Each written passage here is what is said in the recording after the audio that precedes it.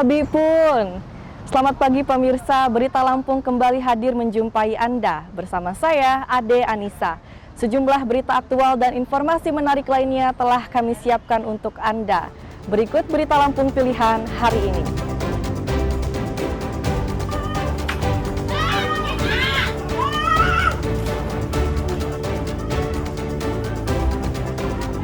Penyergapan bandar narkoba di kampung perairan Tulang Bawang diwarnai teriakan histeris keluarga tersangka.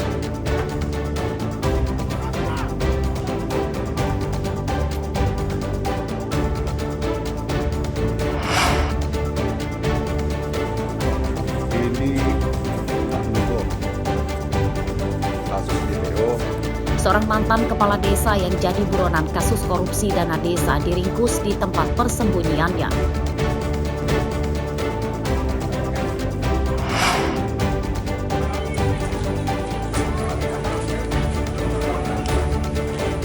Razia tempat hiburan malam di Lampung Tengah, petugas periksa kesehatan para wanita penghibur, cegah penularan HIV/AIDS.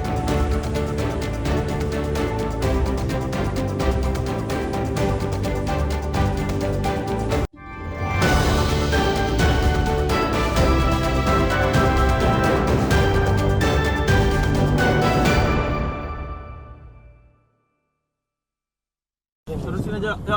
Ya, masuk. Ini langsung. Ya. Langsung.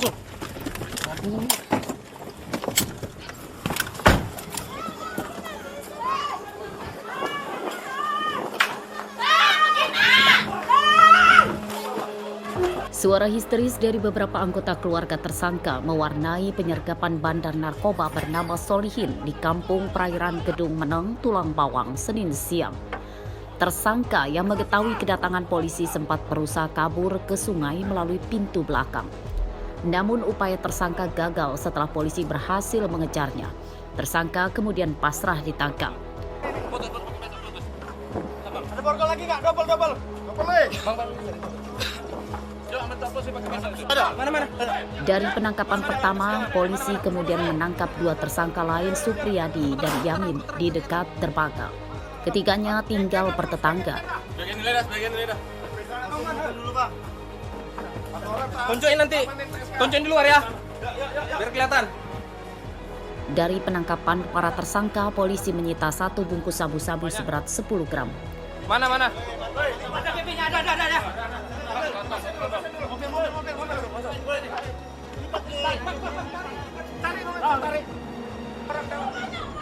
Ya. Itu di dermaga Rantoplawi, Kecamatan Gedung Meneng. Di sana kami mengamankan 3 orang pelaku yang berinisial S, SL, dan Y. Yang mana salah satunya ini merupakan DPO kami juga yang di Satra Narkoba pada kasus yang sebelumnya. Barang bukti yang kami amankan kurang lebih 10 gram sabu. Ketika pelaku sendiri bandar tuh gimana, Bang? Yang bandar yang berinisial S. Dari penyidikan, polisi mengungkap tersangka Solihin adalah bandar besarnya dan 2 tersangka lain adalah anak buahnya yang membantu mengedarkan sabu-sabu. Penyidikan tersangka masih terus dikembangkan polisi untuk memburu pemasoknya. Mustaqim melaporkan dari Tulang Bawang.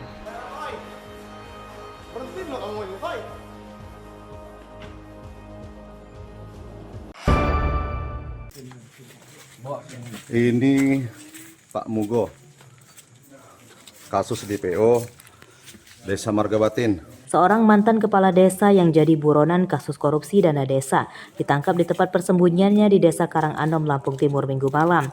Tersangka bernama Mugo Harsono, mantan kepala desa Margabatin, Kecamatan Wawai Karya, Lampung Timur. Mantan kepala. Tersangka ditangkap oleh petugas gabungan polisi dan Kejaksaan Negeri Lampung Timur. Tersangka tidak melawan dan langsung digelandang untuk menjalani penyidikan dan penahanan. Menurut Kepala Kejaksaan Negeri Lampung Timur, tersangka ditetapkan sebagai buronan setelah mangkir dari panggilan penyidik. Pada kasus tersebut, tersangka Mugo Harsono terlibat korupsi dana desa saat ia masih menjabat sebagai kepala desa pada tahun 2019. Kerugian negara lebih dari 300 juta rupiah. Sekitar pukul 11.00 WIB bertempat di Desa Karanganom, Kecamatan Wawai Karya, Kabupaten Lampung Timur. Tim intelijen bersama dengan tim penyidik Kejaksaan Negeri Lampung Timur berdasarkan informasi dari masyarakat. Ini modusnya serahkan Kasintal disampaikan modusnya ini kan itu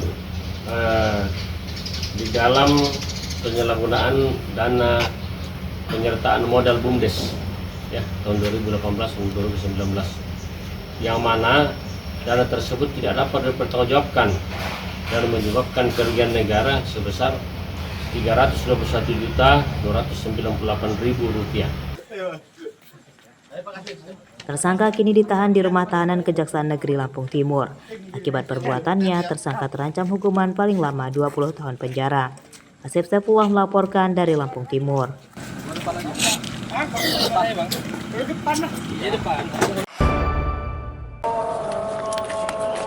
Terus sampai kita gini.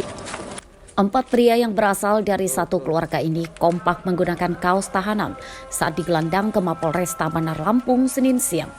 Mereka ditangkap karena membobol gudang di Teluk Betung Selatan. Para tersangka bernama Marlevi Saputra, Minang Oktarizal, Dedi Mahfud, dan Berianto.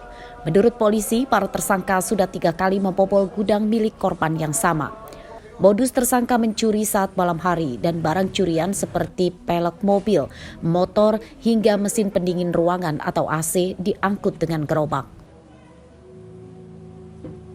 Jadi mereka melakukannya dengan cara memanjat pagar, kemudian ini pagar belakang rumah, kemudian masuk dari pintu belakang, lalu mengambil barang-barang ini. Mereka membawanya itu dengan menggunakan gerobak, dan kejadian ini sudah 3 kali terjadi di tempat yang sama karena merasa mungkin aman dan kosong, sehingga kemudian diulangi sampai 3 kali. Jadi ada yang mengawasi di luar, ada yang masuk di dalam, kemudian barang-barang ini dimasukkan ke dalam gerobak. Tersangka mengatakan telah 3 kali membobol gudang yang tidak dijaga satpam saat malam. Mereka berdalih nekat mencuri untuk memenuhi biaya hidup sehari-hari. Emang udah diintai dulu atau gimana? Enggak diintai, pokoknya dadakan aja, manjat aja. Memang sudah rame-rame rencanainnya? Belum rencana, itu dadakan aja tuh, Pak. Oh. Pas ketemu ada ya langsung pergi. Masuk. Barang-barang ini kamu ambil di dalam gudang itu? Iya. Emang tahu itu kosong gudangnya? Yang masalah kosong saya nggak tahu, pokoknya situ saya diajak, udah saya ikut aja. Kamu 3 kali ikut semua? Enggak, cuma 2 kali. Oh 2 kali? 2 kali ikut semua? Enggak, saya sama mereka cuma sekali. Duitnya rencananya ini untuk apa? Ini untuk lebaran kemarin ya? Ya untuk sehari-hari. Untuk sehari-hari? Nggak ada kerjaan? Ya lagi nggak kerja. Ini apa kerja? Beberapa barang hasil curian tersangka yang belum dijual kini disita polisi sebagai barang bukti. Penyidikan kasus tersebut masih akan dikembangkan polisi untuk memburu penadahnya dan mencari tahu kemungkinan adanya korban lain. Robi Lasto melaporkan dari Bandar Lampung.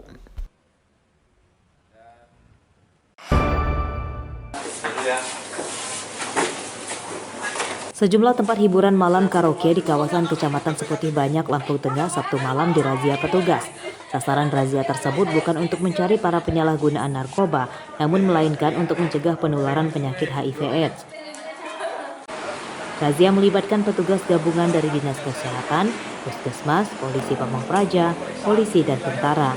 Pada razia tersebut, petugas fokus memeriksa kesehatan para wanita pemandu lagu. Para wanita penghibur tersebut menjalani tes VCT untuk mendeteksi paparan HIV/AIDS. Razia tersebut disambut baik oleh pengelola tempat hiburan malam. Gimana dengan adanya pemeriksaan antisipasi HIV ini, Pak? Kalau menurut saya bagus, itu juga buat menjaga anak-anak sehat kitanya. Itu 3 bulan sekali, Pak ya. Oh, jadi setiap 3 bulan sekali ya? Kita pemeriksaan untuk penyakit HIV, apa yang penyakit. Menurut saya bagus, Pak. Bermanfaat ya? Ya, bermanfaat juga buat saya juga, pemilik juga, buat anak-anak juga. Bagus juga. Juga antisipasi juga kok. Bagus juga. Artinya mereka bersedia dan sedia. Oke ya. Kami setiap 3 bulan mengadakan penjaringan melalui pemeriksaan VCT, mobile VCT, yaitu pemeriksaan HIV, AIDS, dan penyakit infeksi menular seksual di populasi tempat-tempat hiburan. Artinya kelompok-kelompok populasi yang beresiko di wilayah kami. Kegiatan semalam itu ada 7 titik yang artinya kita sudah penjaringan di sana. Maksud kami berapa orang, Pak? ada sekitar 43. Hingga akhir razia, petugas memeriksa kesehatan 47 wanita pemandu lagu di 7 lokasi hiburan malam di daerah ini. Dari hasil razia tersebut, petugas tidak mendapati adanya pekerja di tempat hiburan malam yang terpapar HIV/AIDS. Menurut petugas, razia serupa akan digelar secara berkelanjutan setiap 3 bulan sekali. Asep Saifullah melaporkan dari Lampung Tengah. Jadi tubuh kita itu gampang terkena